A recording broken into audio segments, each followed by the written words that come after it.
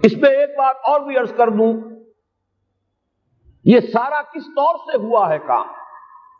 آپ نے زائنزم کا نام تو سنا ہے، صہیونی تحریک۔ خود اس کا جو بابا آدم تھا، آرڈر آف الومیناٹی، 1776 یکم مئی یہ نظام قائم کیا وائساپ نے، اور اس نظام کے تحت فری میسنری اور lodges of the great Orient قائم کیے گئے۔ یہ سارا ہتھ کنڈا وہ ابلیسی نظام، اس کی تفصیل ایک کینیڈین آتھر نے لکھی ہے کتاب میں، پاؤنز ان دی گیم۔ یہ سارا دھندا ایک شیطانی چکر ہے، ابلیسی چال ہے، اور اس کے ذریعے سے اسرائیل قائم ہوا اور اس کی توسیع بھی ہوئی 1967 میں۔ اب یہاں تک پہنچنے کے بعد ان کے پیش نظر بقیہ دنیا کی تسخیر اور اسے فتح کرنے کا معاملہ ہے، اور سب سے بڑھ کر اسلام کی بیخکنی اور اس کا راستہ روکنا، یہ ان کے پیش نظر ہے۔ یریدون لیطفئوا نور اللہ بافواہہم۔ صورت اس وقت کیا ہے؟ یورپ اور امریکہ سے آپ مشرق کی طرف آئیے، پہلے عالم عرب ہے، عرب مسلم ورلڈ۔ مجھے یہ کہتے ہوئے سخت دکھ ہو رہا ہے، پورا عالم عرب وہ فتح کر چکے، وہ عرب ممالک کے جو اسرائیل کے ساتھ کسی میز پر بیٹھ کر گفتگو کرنے کو تیار نہیں تھے۔ آپ دیکھ رہے ہیں کہ لائن لگ گئی۔ کبھی صرف انور سادات نے ریکگنائز کیا تھا، پوری دنیا میں شور مچا تھا، اس پر لعنت ملامت ہوئی تھی۔ اب تو ایک ایک کر کے، وہ شاہ حسن ہو چاہے شاہ حسین ہو، اب تو وہاں سے ویزے ختم ہو رہے ہیں۔ سعودی عرب اور امارات، انہوں نے جو کچھ کاروباری بندشیں لگائی ہوئی تھی وہ ختم کر دی گئی، ان میں نرمی پیدا کر دی گئی۔ یہ صورتحال ہے کہ واقعتاً ان کی جو عالمی تسخیر کا پروگرام ہے وہ آگے بڑھ رہا ہے، اور بدقسمتی سے امت مسلمہ کا جو قلب ہے، اس امت کا قلب امیین پر مشتمل ہے۔ هو الذی بعث فی الامیین رسولا منہم یتلو علیہم آیاتہ ویزکیہم الی آخر الآیہ۔ حضور بھی امی تھے، انہی میں سے تھے صلی اللہ علیہ وسلم۔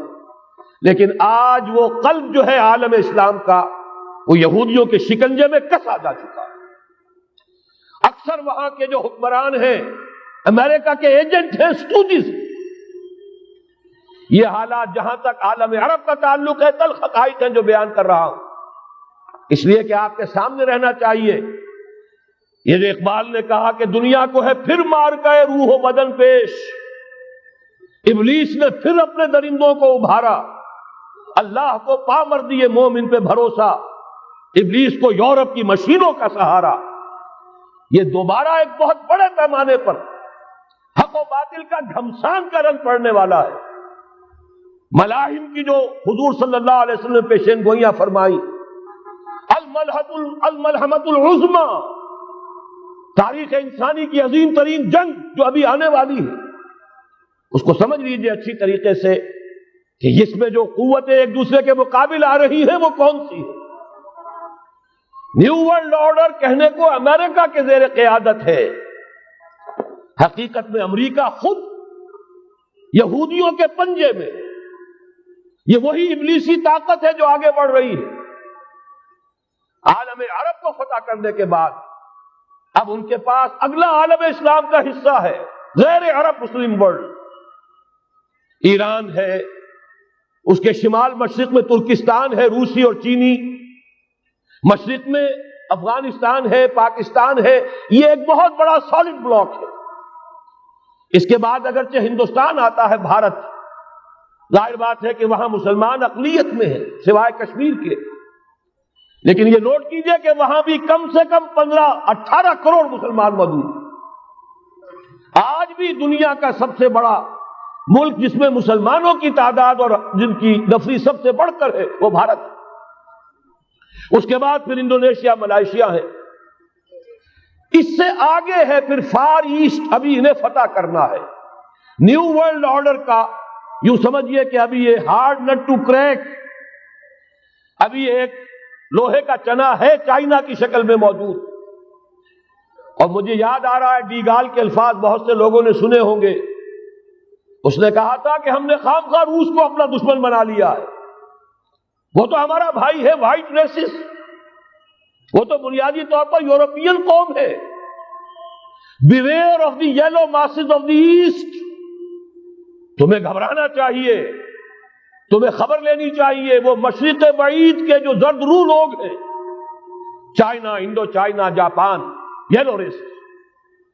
ابھی اس نیو ورلڈ آرڈر کے لیے جو فتح عالم اور تسخیر عالم کا پروگرام ہے، اس میں پہلے غیر عرب مسلمان دنیا اور پھر یہ فار ایسٹ کا خاص طور پر یلو ماسز، یہ ہے کہ جنہیں ابھی انہیں ٹیکل کرنا ہے. اور اسی لیے میں عرض کرنا چاہتا ہوں، حقائق ہمارے سامنے رہنا چاہیے. یہ 45 برس کے بعد امریکہ کو کیسے خیال آ گیا کہ کشمیر کا مسئلہ واقعی ہے؟ ساقی نے کچھ ملا نہ دیا ہو شراب میں. یہ کہاں سے رابن رافیل آئی پچھلے سال اور مسئلے کو زندہ کر کے چل دی. ہم خوش ہوئے، امریکہ نے مان لیا. حقیقت میں امریکہ کی نظر ہے اور وہ اس کو چاہتے ہیں کہ کوئی دوسرا اسرائیل بنائے، آزاد بنا کر اس کو اپنے تسلط میں لے. اس لیے کہ اگر جو پروگرام ہے، اگر وہاں پر فرض کیجئے بہت مطالبہ ہمارا مان لیا جائے، پلیبسائٹ کرایا جائے، اس کا نتیجہ کیا ہوگا؟ آپ کو آزاد کشمیر سے بھی اپنی فوجیں نکالنی پڑیں گی، آپ کو گلگت اور بلتستان سے بھی فوجیں نکالنی پڑیں گی، بھارت بھی ادھر سے فوجیں نکالے گا، اور رہ جائے گا کون؟ یہ ٹھاٹ پڑا رہ جائے گا. جب لاج چلے گا بنجارا، رہ کون جائے گا؟ پھر تو وہی راج کرے گا جو UN پر قابض ہے. اور پھر ظاہر بات ہے کہ اس کے پاس دولت کے انبار اور جو بھی ان کی چالاکیاں اور ہوشیاریاں ہیں، ہو سکتا ہے کہ وہ اسے ایک نئے اسرائیل کی شکل دے دے. وَتَصْلِيَةُ جَحِيمٍ إِنَّ هَذَا لَهُوَ حَقُّ الْيَقِينِ فَسَبِّحْ بِاسْمِ رَبِّكَ الْعَظِيمِ.